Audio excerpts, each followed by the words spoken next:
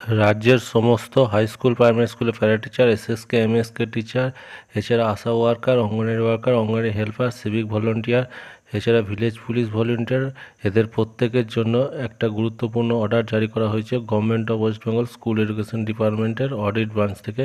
Date হচ্ছে আজকের date 4/7/2024।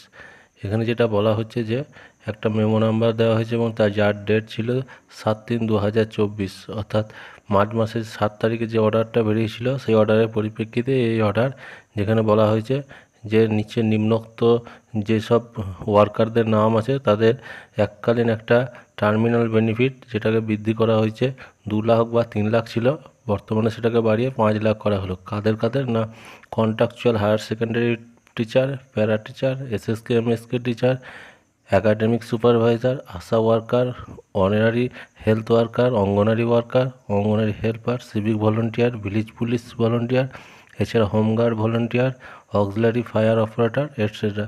এদের প্রত্যেককে রিটায়ারকালীন, অর্থাৎ যেটা 60 বা 65 বছরে যেটা রিটায়ারমেন্ট হয় সেই সময় তাদেরকে এককালীন ভাতা 2 লাখ বা কারো ক্ষেত্রে 3 লাখ দেওয়া হতো। সেটা বর্তমানে মার্চ মাস থেকে সেটাকে বাড়িয়ে 5 লাখ টাকা করা হলো।